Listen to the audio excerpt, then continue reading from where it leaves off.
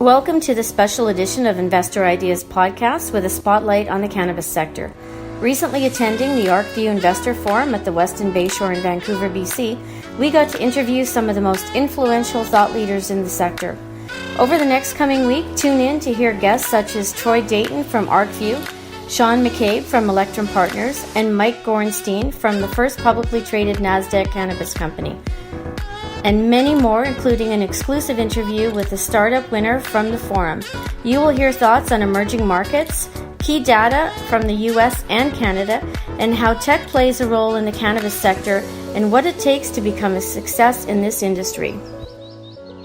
Here with Sean McCabe, the Director of Business Development at Electrum Partners. How are you doing today? I'm doing great. It's wonderful to be here in Vancouver, Canada, and it's really exciting to be seeing the market development that's happening here and take a look at a bunch of companies, both from the United States and Canada and other places.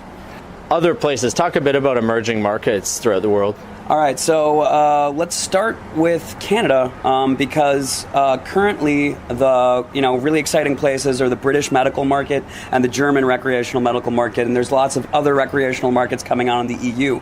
Now, currently they don't grow their own cannabis, right? So Macedonia and the ex-chief of the secret police of Macedonia are actually printing money, supplying the British and the German medical markets right now, right? So Jamaica is about to come in and compete with that for international export, and Canada is about to compete for international export, right? So you're going to see a rush to international markets, and America is actually going to be behind on those markets, right? Because there's nowhere where you can legally export from the United States until federal legalization happens. So Canada is going to be on the forefront of that. Macedonia is going to be on the forefront of that. In Africa, South Africa is going to come online as a major exporter. There's people in Zimbabwe having talks in the local government there and national government about what it would look to do export from there. And there's currently millions of plants under cultivation in the DR Congo already that are being exported in the black market, right?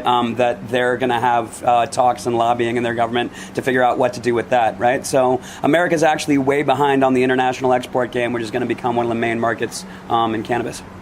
So where does that leave the U.S.? I mean, there's a lot of talk of market liberalization down there, but how do you see the market in the next couple of years there? I mean, the market in the United States is blowing up, right? The United States is the largest cannabis market in the entire world, right? And is now currently the largest producer of marijuana, right? Before, Mexico was the largest producer of marijuana, but it's kind of funny because most of that was being produced for the American market. And then after that, the next largest producer for the black market in the world was Paraguay, right? Which applies to the South American market.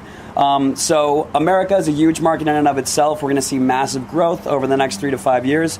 And the way that we're trying to participate in that, and the thing that we're most excited about, is our ancillary debt fund that we're putting together as part of Electrum Capital Management, our upcoming fund company.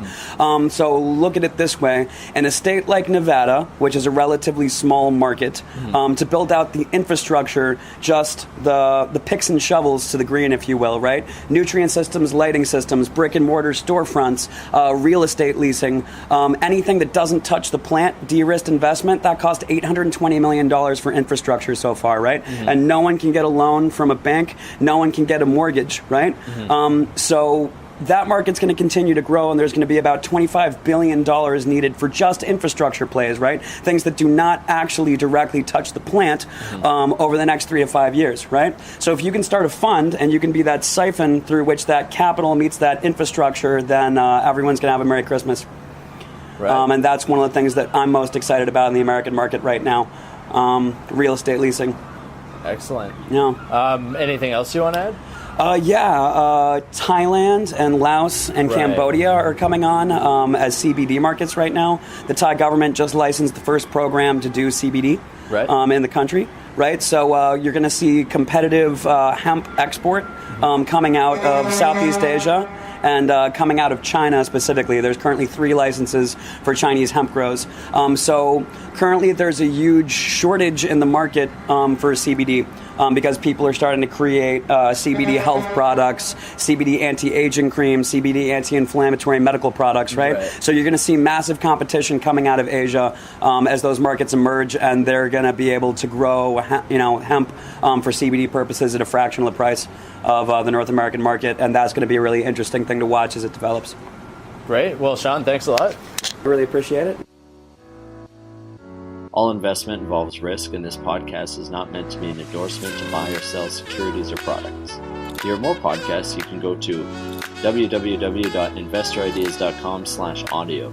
And a reminder, you can also hear our podcasts on iTunes, Google Play Music, iHeart.com, TuneIn, Stitcher, Spreaker, and SoundCloud.